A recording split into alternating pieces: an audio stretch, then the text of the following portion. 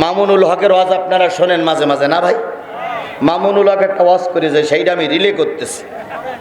উনি বলতেছে এক গ্লাস পানি নাও, পানি নেবার পরে ওই পানির ভিতরে ফেরাউনির গোলার পরে 1 সপ্তাহ দেরি করবা, তারপরে 1 সপ্তাহ পরে ওই পানির ভিতরে নমরুদির আবার গোলার পরে আরো 1 সপ্তাহ দেরি করবা, দেরি করার পরে এইবার আরো 1 সপ্তাহ পরে কারুরিরুর ভিতরে গোলার পরে আরো 1 সপ্তাহ দেরি করবা, এইবার 3 সপ্তাহ পরে 4 সপ্তাহের মাথায় যে আব্দুল্লাহ বিন উবাইরুর ভিতর গোলার পরে 4 নেতার গুল্লি যে পানির কালার হবে, ওই কালারওয়ালা পানি যদি কোনো মায়ের খেতে দেওয়া হয় আর ওই মায়ের পেট থেকে যদি কোনো কন্যা সন্তান দুনিয়ার মুখ দেখে, সেটাই হবে বাংলাদেশের শেখ হাসিনা। যদি বলেন হুজুর এ কথাগুলো কোথা থেকে বলতেছেন, কেন বলি শোনেন। ইনি মাঝে মাঝে বলতেন আমি নামাজি, তাই বলতেন না। আসলে আমার বিশ্বাস হয় না ওর বাপও নামাজি ছিল না, ইয়াও নামাজি ছিল না। এরপরে মাঝে মাঝে বলতেন আমার নেত্রী কোরআন শরীফ তেলাওয়াত করে, মাঝে মাঝে বলতেন আমরা তাহাজ্জুদ গুজারি। এরপরে ওর কর্মীরা বলতেন, আমাদের মঞ্চে দাঁড়িয়ে বলেছেন, সে কর্মীর নাম আমার জানাও আছে, আমার মাহফিলে দাঁড়িয়ে বলেছেন আমার নেত্রী 5 ওয়াক্ত নামাজ পড়ে, সেই লেতাই বগুড়ায় আছে। আমরাও বিশ্বাস করতাম যে হয়তো নামাজ পড়ে, কিন্তু আশ্চর্য হয়ে গেলাম যখন গণভবন চারিদিক থেকে ঘিরে ফেললো।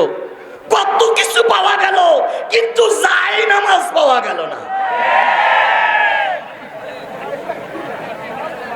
এত কিছু পাওয়া গেল, কিন্তু সেই যায় নামাজ পাওয়া গেল না, কোরআন পাওয়া গেল না।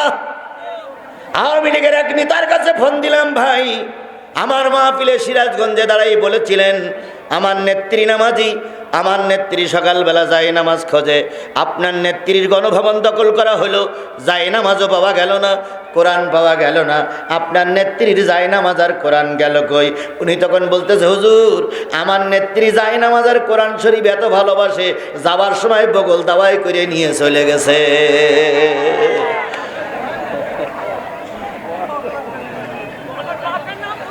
এদের কি করে আপনি শায়েস্তা করবেন? এদের লজ্জা শরম বেহায়া, এদের লজ্জা বলে কোন জিনিস নাই। কথা বলেন ঠিক না বেঠিক? কি কায়দায় বলেছিল 10 তারিখে আমরা হাজির হব ঢাকায়, বলেছিল না 10 তারিখে আমরা ঢাকায় হাজির হব। আমার যুবকেরা 10 তারিখের আগেই ঢাকা দখল করেছে। শুধুমাত্র ঢাকার বুকে নামলেই হয়, যেটা নামবে সেটা আর ঘরে ফিরে যাবে না। তাহলে আগামী ওক্তে কি খাবেন এটা কে জানে? জোরে বলেন কে জানে? শেখ হাসিনার খাওয়ার রেডি ছিল, কিন্তু শেখ হাসিনার কপালে খাওয়ার ছিল। আপনার আমার কপালে খাওয়ার যদি না থাকে আপনি খেতে পারবেন না। কথা বলেন ঠিক না ঠিক? এই পৃথিবী 4টে লোক শাসন করেছে, 4 জন ছিল এই পৃথিবীর রাজাদিরাজ, 4 জন ছিল এই পৃথিবীর শাসনকর্তা, গোটা পৃথিবী শাসন করেছে। তার ভিতরে একজন হলো নমরুদ, আর একজন কে? ব্যক্তি ছিল গোটা পৃথিবীর রাজা। বাদশাহ সুলাইমান পিপিলিকার রাজা, বাদশাহ সুলাইমান পাখির রাজা, বাদশাহ সুলাইমান জেনের রাজা, বাদশাহ সুলাইমান মানুষের রাজা, বাদশাহ সুলাইমান মাছের রাজা, গোটা পৃথিবীর সকল প্রাণীর রাজা ছিল বাদশাহ সুলাইমান। সুবহানাল্লাহ বলেন। এই বাদশাহ সুলাইমান একদিন আল্লাহর কাছে আরজ করে বলতেছে, আল্লাহ আমি তো গোটা পৃথিবীর মানুষের রাজা, গোটা পৃথিবীর মাখলুকের রাজা, এই গোটা পৃথিবীর মাখলুককে আমি একটা দিন তোমার গোটা পৃথিবীর মাখলুককে খেতে দিতে চাই। আল্লাহ রাব্বুল আলামিন বললেন, সুলাইমান রে, তোমার রাজত্ব দিয়েছি বলে মনে করো না গোটা পৃথিবীর মানুষকে, গোটা পৃথিবীর মাখলুককে তুমি খেতে দিতে পারবে। কখনো নয়, কখনো নয়। আমি যদি আল্লাহ রহমত না করি একটা শ্রেণীর মাখলুককেও তুমি খেতে দিতে পারবে না। আর আমাদের দেশে যখন ফসল ভরে যেত, শেখ হাসিনা সহ মন্ত্রীরা দাঁড়াই বলতো, এবার মা এসেছে রথে চড়িয়ে, গা যাবে গজে চড়িয়ে, ফুলে ফলে ভরবে দেশ। এই তো আমাদের বাংলাদেশ। এরা হিন্দুদের কাছে যেয়ে, দেবতার কাছে যেয়ে উপাসনা করত। আমরা দেবতাদের বিরুদ্ধে কিছু বলি না, হিন্দুদের বিরুদ্ধে আমাদের বক্তব্য নাই, তোমরা একটা ধর্মের মানুষ, আমরা একটা ধর্মের মানুষ। তোমাদের ধর্ম তোমরা পালন করো, আমাদের ধর্ম আমরা পালন করব। তোমাদের ধর্মে আমরা বাধা দেব না, আমাদের ধর্ম নিয়ে কলকাঠি নাড়া দিও না। বাংলাদেশের ইসকন বলে একটা সংগঠন আছে হিন্দুদের, ওরা আমাদের নামাজ, রোজা, কোরআন, আলেম ওলামা নিয়ে টানাটানি করছে। এই ইসকন হলো মোদি বাবার তৈরি করা একটা ধর্মীয় গোষ্ঠী, তার নাম হলো ইসকন। আমি এদের সম্পর্কে সতর্কবাণী উচ্চারণ করে দিয়ে বলতে চাই, দয়া করে এরা ভারত নয়, এরা দ্বিতীয় বৃহত্তম মুসলিম বাংলাদেশ। এখানে মুসলমানদের বিরুদ্ধে কিছু কথা বললে তাকে ছেড়ে দেওয়া হবে না। ভারত তোমার অনেক সৈন্য থাকতে পারে, ভারত তোমার পারমাণবিক বোমা থাকতে পারে, ভারত তোমার ক্ষেপণাস্ত্র থাকতে পারে, কিন্তু একটা জিনিস মনে রেখো, ভারত তোমার আছে রণশক্তি আর আমার আছে ঈমানি শক্তি।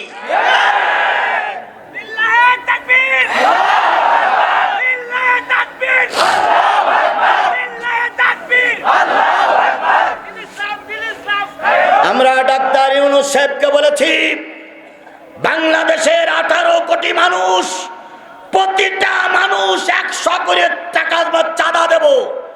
প্রয়োজনে আমরা 3 দিন না খেয়ে থাকবো, তবুও ভারতের কাছে আমরা মাথা নত করব না। ভারত পানি বন্ধ করে আমাদেরকে মরুভূমিতে পরিণত করছে, ওই বাঁধের মুখে আমরাও বাঁধ দেব, ভারতের পানি আমার দেশে ঢুকতে দেব না। এখন দেখেন, আগের সময় আপার কাছ থেকে নীতি নীতি নীতি নীতি নীতি নীতি কিচ্ছু বাদ দেয়নি, শুধু বাকি ছিল আপা। এবার আপারও নিয়ে গেছে, শুধু বাকি ছিল আপা, এবার আপারও নিয়ে গেছে না।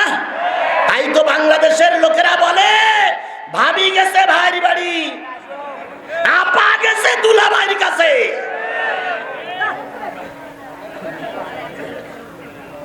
গোটা বিশ্বের রাজা সুলাইমান ডাক দিয়ে বলেন, আল্লাহ তোমার মাখলুককে আমি খেতে দেব। আল্লাহ বললেন, পারবা না। কই কি বলেন পারবা না? বাতাস আমার হাতে, সাগর আমার হাতে, নদী আমার হাতে, পুকুর পুষ্করিণী আমার হাতে, আমি বাতা উপর দিয়ে ঘুরে বেড়াই, একটু অনুমতি দাও। আল্লাহ বললেন, সুলাইমান তুমি রাজা হতে পারো, কিন্তু ইন্নাল্লাহ ইয়ারযুকু মান ইয়াশাউ বিগাইরি হিসাব। ভুলে যেও না, সকল রিজেকের চাবিকাঠি, রিজেকের দায়িত্ব আমি আল্লাহ আমার হাতে। আচ্ছা, এটা কি বিশ্বাস হয় আপনাদের? বিশ্বাস হয়? বিশ্বাস হয়। তাই যদি না হয়তো তাহলে শেখ হাসিনা খেয়েই যেতে পারত। শেখ হাসিনার কাছে এত ক্ষমতা, শেখ হাসিনা খেয়ে যেতে পারত না। আল্লাহ বলল, ওই দিনের ভাত তোমার কপালে নাই। সুলাইমান পয়গম্বর নাসর, আল্লাহ আমাকে একটা দিন সময় দাও। আল্লাহ বললেন, একটা দিন সময় তোমার দেওয়া হবে না, একটা ওয়াক্তের সময় তুমি নিতে পারো, তবে এখান থেকে সেটা আরো 6 মাস পরে। আল্লাহ 6 মাস পরে কেন? কয় 6 মাস ধরে তুমি রান্না বাড়া তৈরি করো, মানুষ লাগাও, জেল লাগাও, দৈত্য লাগাও, যত মাখলুক আছে সবাইকে কাজে লাগাও। 6 মাস পরে একদিন দুপুরবেলা গোটা মাখলুককে তুমি খেতে দিতে পারবা। যদি তুমি পারো তাহলে আমি তোমার অনুমতি দেব। সুলাইমান পয়গম্বর তাই মেনে নিলেন। 6 মাস ধরে রান্না হচ্ছে, বিরাট বিরাট পাহাড়ের স্তূপ করে ফেলেছে খাদ্য। খাদ্যে পছন্দ লাগে না, কারণ বাতাস হলো তার হাতে। বাতাসকে বলে দেওয়া হলো, বাতাস যেখানে যে খাদ্যের জন্য যে বাতাস প্রয়োজন সেখানে সেই বাতাস ফিট করবি, একটা খাদ্যও যেন মিস না হয়ে যায়। একটা নদীর পশুর, নদীর প্রাণীর জন্য যে খাদ্যের প্রয়োজন সেটা একটা স্তূপ করা হলো, পাখির জন্য যে খাদ্য সেটা একটা স্তূপ করা হলো, মানুষের জন্য যে খাদ্য সেটা একটা স্তূপ করা হলো। স্তূপ করে করে বিরাট আফ্রিকার মরুভূমি সম্পূর্ণ করে ফেললো। হযরত সুলাইমান পয়গম্বর ঘুরে ঘুরে বেড়ায় আর কে, আল্লাহ কত মাখলুক তুমি বানাই রেখেছো, কত খাদ্যই খাবে, আমি এতই যখন বানাই রেখেছি খেয়ে শেষ করতে পারবে না, তুমি কেন আমার অনুমতি দিচ্ছিলে না? কেন তুমি আমারে বাধা দাও? ঠিক নির্ধারিত দিন চলে আসলো। নির্ধারিত দিন সকাল 10টার দিকে সাগরের বিরাট একটা মাছ সাগরের কিনারায় এসে বলতেছে, ও সুলাইমানের লোকজন, আমাকে দুপুরবেলার খাওয়াটা দিয়ে দাও। একটা পেটের জন্য কতই খাদ্যের প্রয়োজন। সাবেক এমপি মন্ত্রীরা এত খাওয়া খেয়েছে, ওরা যদি হা করে খাতি পারত গোটা বাংলাদেশ ওরা খেয়ে ফেলতো। আরে খাওয়া খেয়েছে রে ভাই, সে যে কি খাওয়া ভাই, মানুষ কত খাতি পারে, কত দরকার। এই বগুড়ার যে কজন এমপি ছিল, আমি নাম বললে ওরা পরে আমার ঘাড়ের পরে পড়তে পারে। কি খাওয়া খেয়েছে এই বগুড়ার এমপি গুলো, কথা বলেন, কথা বলেন, কথা বলেন। আর মোটরসাইকেল নিয়ে ঘুরতো, গাড়ি নিয়ে ঘুরতো, আর শুধু কলার নাড়াতে আমরা সেনো সেনো সেনো। অবশ্যই তোমার আমরা চিনি, শুধু তোমার পিছনে ওই বন্দুক বাহিনী না থাকলে তোমার চিন্তা আমাদের শনি মঙ্গলবার লাগতো না। পুলিশের কারণে বিএনপি লিডাররা ময়দানে নামতে চেয়েও নামতে পারেনি, কথা বলেন ঠিক না বেঠিক? কারণ নামলেই যে রাতে মামলা খেতে হয়, নামলেই রাস্তায় লাশ পড়তে হয়। আমাদের লোকবল জনবল কম ছিল না, শুধুমাত্র পুলিশের কারণে আমরা রাস্তায় নামতে পারিনি। আমি ওদের সম্পর্কে বলি, খেলিয়ে নাই খেলি, খাওয়াইছো না খাইছো, কিন্তু সেগুলো বিদেশে পাঠাইলে কেন? দেশে থাকলে তো এখন অন্তত কিছু লোকের কর্মসংস্থানের ব্যবস্থা হইতো। এরা খেয়ে যদি দেশে মিল কলকারখানা বানাইতো, কোনো ব্যবসা প্রতিষ্ঠান বানাইতো, কিংবা জমি জায়গায় করতো, কিংবা ঘর বাড়ি করতো, তাহলে এখন আমাদের দেশের কিছু লোকের কর্মসংস্থানের ব্যবস্থা হইতো না ভাই? তা খাইছো খাইছো তাই দেশে রাখো, কিন্তু এরাও জানতো আমরা দেশে থাকতে পারবো না। যে যা করে তার আগের থেকে স্বপ্নে বুঝতে পারে, কথা বলেন ঠিক না বেঠিক? শেখ হাসিনা যে পালাই যাবে এটা কেউ না জানলি শেখ মুজিব জানতো, মারা গেতে জানতো। জাতির বাবা মুজিব বাবা স্বপ্ন ডেকে কয়, দেশটা তো আমার একা অন্য কারো নয়। মাগো দেশটা তো আমার একা অন্য কারো নয়। জাতির বাবা মুজিব বাবা স্বপ্ন ডেকে কয়, দেশটা তো আমার একা অন্য কারো নয়। মাগো দেশটা তো আমার একা অন্য কারো নয়। আমার কন্যা শেখ হাসিনা সে যে কারোর ধার ধারে না। কি একই জাগ্রত অবস্থায় বলতেছে না ঘুমের ভিতরে বলতেছে? ঘুমের ভিতরে বলতেছে, আমার কন্যা শেখ হাসিনা সে যে কারোর ধার ধারে না। দড়ি তাহার বান্দা আছে দিল্লির খোটায়, দড়ি তাহার বান্দা আছে দিল্লির খোটায়। দেশটা তো আমার একা অন্য কারো নয়। মাগো দেশটা তো আমার একা অন্য কারো নয়। তিলক পরে মাঝে আমার মন কেড়েছে দিল্লির দাদা। সিঁদুর পরে মাঝে আমার মন কেড়েছে দিল্লির দাদা। সেই আশীর্বাদে মাঝে আমার থাকবে ক্ষমতায়, আশীর্বাদে মাঝে আমার থাকবে ক্ষমতায়। দেশটা তো আমার একা অন্য কারো নয়। মাগো দেশটা তো আমার একা অন্য কারো নয়। এবার শেষ কথা বলতেছে, দেখেন মুজিবার শেষ কথা স্বপ্নের ভিতরে বলতেছে, মাগো তুমি সাবধান থেকো যেই না কুকাম করতে আসো। স্বপ্নে বলতেছে বলে, এখন তো ডাইরেক্ট বলতে পারতেছ না। মাগো তুমি সাবধান থেকো যেই না কুকাম করতে আসো। জনগণে খেপলে তোমার উঠাবে চিতায়, জনগণে খেপলে তোমার উঠাবে চিতায়। এই ওসিয়াত করে গেলাম যাওয়ার বেলায়। মাগো এই ওসিয়াত করে গেলাম যাওয়ার বেলায়। জাতির বাবা মুজিব বাবা স্বপ্ন ডেকে কয়, দেশটা তো আমার একা অন্য কারো নয়।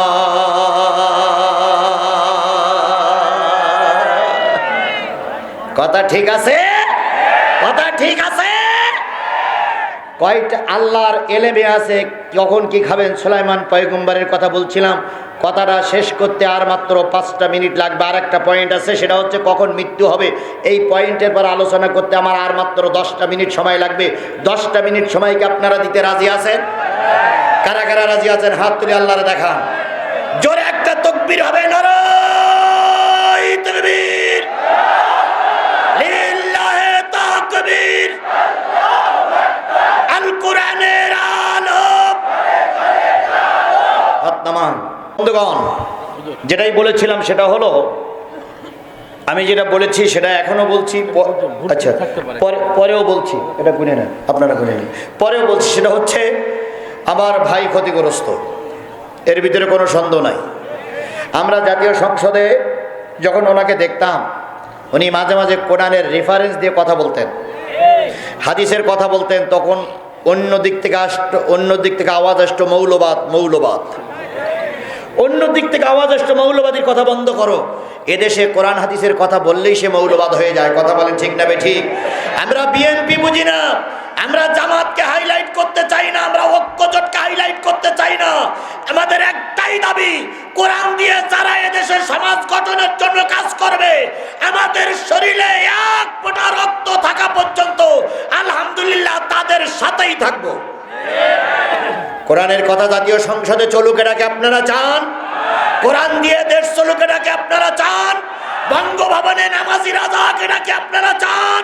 তাই যদি চান তাহলে আজকের এই বিশাল কাফেলা শপথ দিতে হবে, একটা বারের জন্য বাংলাদেশ সরকারের দায়িত্ব কোরআনওয়ালাদের হাতে আমরা তুলে দেব। ইনশাল্লাহ বলেন, ইনশাল্লাহ বলেন, ইনশাল্লাহ বলেন। আমরা আগামীতে কোরআনওয়ালাদেরকে জাতীয় সংসদে দেখতে চাই। আল্লাহ যেন কোরআনওয়ালাদের হাতে জাতীয় সংসদের ক্ষমতা দিয়ে দেশটা শান্তিময় অবস্থায় ফিরিয়ে দেয়। সকলে বলুন আমিন। আমি বলতেছিলাম, খাদ্যের দায়িত্ব কার হাতে? সুলাইমান পয়গম্বর খাদ্য দিতে পারেন নাই, একটা মাছেরও খাদ্য তিনি দিতে পারেন নাই। পরবর্তীতে বলা হচ্ছে, আমা তাদরি নাফসুম বিআই আরদিন তামুত, কখন কোন জায়গায় কার মৃত্যু হবে কে জানে? জোরে বলেন, মৃত্যুর খবর কার হাতে? আপনি আমারে মারতে চাইলেই মারতে পারবেন না। আপনি অনেক চেষ্টা করেছিলেন বাংলাদেশের মানুষদেরকে মেরে ফেলার জন্য, কিন্তু আপনি মারতে পারেন নাই। আপনারা টোপলা টুপলি বেঁধে নিয়ে চলে যেতে হয়েছে, কারণ আমি জানি আমার হায়াত আমার মউত, ইন্না সলাতি ওয়া নুসুকি ওয়া মাহিয়ায়া ওয়া মামাতি লিল্লাহি রাব্বিল। সবকিছু কার হাতে? সুতরাং আমার মৃত্যুটাও কার হাতে? আমার সাবেক এমপির মৃত্যুটা কার হাতে?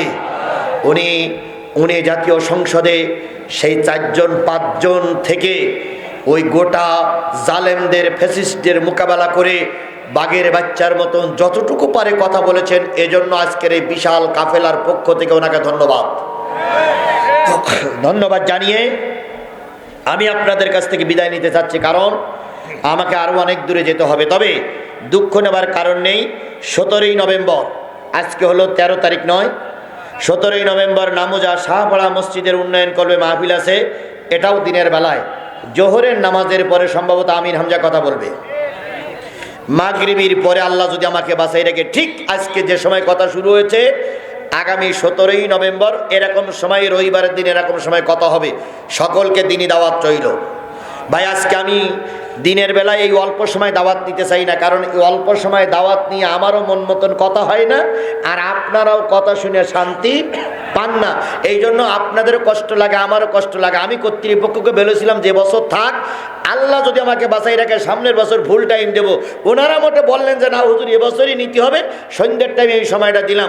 আমি আপনাদের কাছে দোয়া চেয়ে সকলের জন্য দোয়া করে আজকে বিদায় নিচ্ছি।